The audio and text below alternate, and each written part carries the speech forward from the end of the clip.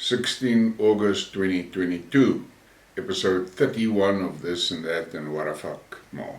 The subject matter for today in this episode is something that is very disturbing, and it also contains elements that is obviously dangerous for my channel. So there are many spots that I'll use words, strange words, but there are also places where you'll have to read. And we start off with this extremely disturbing thing. Now I suggest that if you're a Twitter user, that you look that user up on Twitter and find the thread and find this video, because I looked at this video and I nearly puked. This video contains proof why what happened to Sodom and Gomorrah is going to happen to the West. It is scary what they're doing with full-term abortions. And then there's this, a response to that video. I always hear how awful that doctors do that, but I think it's more awful to think that a woman carrying a baby to term is making that decision in this is the real monster. They should include the hysterectomy at the same time to make sure they don't decide to do the same with their next baby. And then there was the response from this person. Oh my God, that is horrific. The child is destroyed with a pair of scissors by a doctor. How do these women and medical professionals sleep at night? And I have exactly that same question. And then we get to China. Violating the sovereignty of territorial integrity of China, giving the wrong signal to the separate forces advocating Taiwan independence, completely bearing the face of the United States as a destroyer of peace and stability in the Taiwan Strait. He stressed that Taiwan is part of China and foreign forces should not interfere in this matter. He then continues, "We warn the United States and the Democratic Progressive Party of Taiwan that attempts to take control of the PRC with the help of Taiwan are doomed to failure. Relying on the United States for independence is tantamount to suicide." Now, where do you want it spelled out more clearly? But does the West and the US listen? No. Then we come to the pestilence. Lots of people claiming they were forced into taking the shots, but they did have a choice. Millions of us said no. We were called anti-whatevers and granny whatevers and banned from traveling and social activities. We held strong for everyone's right to choose. And that is so true. And I look at what the EU is planning to do to the Russians that want to travel in the EU, and I think back about this pestilence fiasco. Those that refused were made out to be the scum of the earth. Then there's this tweet.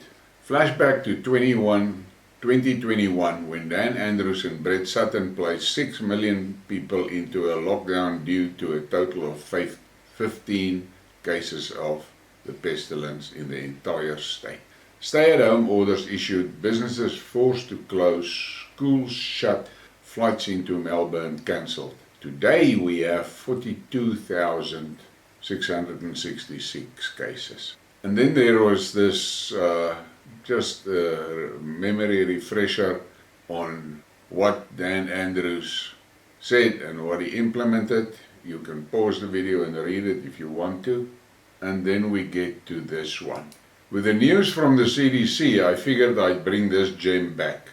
Shout out to my defense system.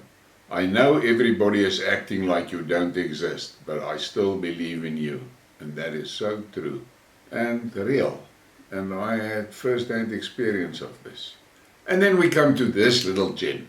The Aussies should actually just make a phone call to South Africa and ask them how that plan worked here, because there was also one of these factories set up here and it was shut down. Moderna will build a facility in Melbourne to produce 100 million shots per year. Now, all I will say Who the fuck is going to take that? And then we get to this one. Now, this Karen Morrow is well known on Twitter, and she was a great promoter of the poison. And she's a doctor. All patients get informed at the jab site of potential problems. I warn older and vulnerable patients about the risk of catching the pestilence as opposed to getting the shot. Happy now? And then Batty Bat responds. Never forget Dr. Karen Morrow coercing and harassing people to get the shot. No one was warned about the side effects. Just because she hates the ANC does not make her less guilty. There are many of us fighting the ANC. She must be held accountable. And I agree with that. And then we get to this. This could actually have been a what a fuck. But it is not, because it is sick. Defense Minister Lloyd Austin also got infected with the pestilence for the second time this year. He is 4 times shot, boosted, and wears multiple masks and a face shield regularly. Never forget, this is a real picture. Then look at that picture. Makes you sick. And then we get from the UK more disturbing news for the pestilence. UK government confirms that the shots are deadly as they reveal mortality rates per 100k are lowest among the purebloods in all age groups. The expose. And then you can look at that, and it is absolutely crazy. I don't know where this is going to end, but there is going to come a morning when people are going to realize that they made a bad choice. And then we get to this one. And this is the stuff that makes me swear. Pfizer CEO admits that in 2019 him and Klaus Schwab agreed to reduce the population of the Earth by 50% by 2023. How the fuck is it possible that this cretin is still roaming freely? How is it possible? Listen to what he says. And they have done part of their steps already.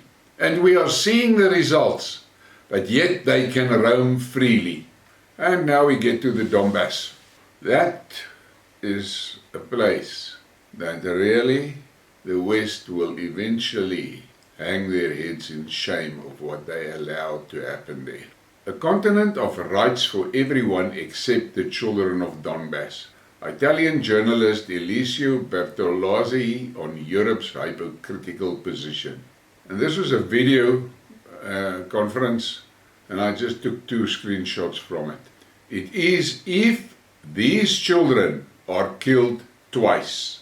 The first time by Ukrainian bombs, and the second time by the Western media, which hides their death. And that is true. And this is coming out.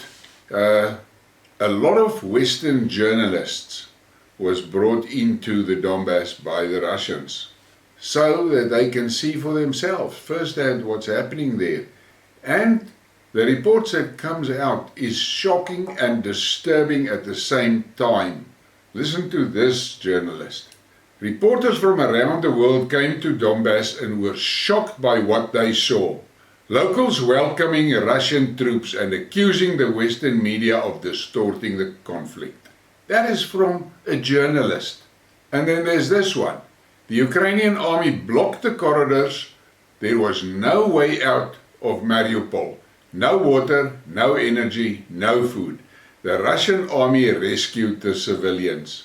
And then there on the screen, these people say thank you to the Russian military who take them out from under the deadly fire along humanitarian corridors, supply them with the essential emergency things, and give them hope that life goes on. And this was never published by the Western media.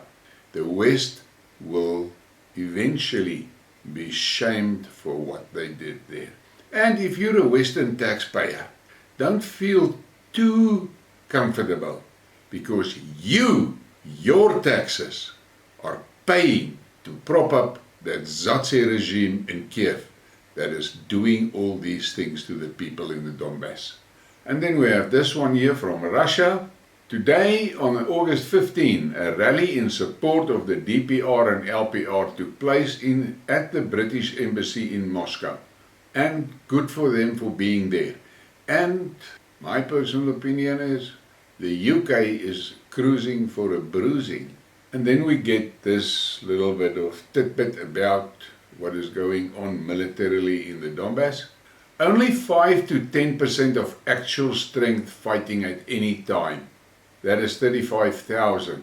87 new volunteer battalions, 1 to 5 each province, are coming. Some already deployed like Alga 1. DNR LNR is getting equipped to RU standard and reinforced by new recruits every day. You crops getting shot at 20,000 to 50,000 artillery shells each day, not counting the heavy MLRS and the big 500 kilogram warhead missiles. Now that is sobering numbers, but most disturbing for the West should be, and for NATO, only 5 to 10% of actual strength are fighting at any time. And so one more from the Donbass. Large groups of Ukraine combatants surrendered in Pisky. They were completely demoralized, upset and tired of 5 months of war. And I saw some chats about this and debates about what's happening there. It is absolutely heartbreaking to listen to these Ukrainian soldiers' stories. If you listen to what they tell you of the conditions under which they are expected to fight, it is absolutely a sin what the West is doing there. And I'm asking again, what the fuck is there in that country that the West is so desperate to protect? European citizens is facing a catastrophe this winter. England people has got a water crisis, but their governments find billions of euros and pounds to pump into the Ukraine while their own citizens are facing life-threatening issues that could be solved by infrastructure and importation of needed stuff. But no, it's not going to happen. And then we get to this what a fuck. This what a fuck is actually hilarious. Just look at this. New mask style is a little small but really great for seal and not fogging glasses. And the mask is upside down. And look at that obese thing, for fuck's sakes. I cannot say much more, but what a fuck is that? Crazy.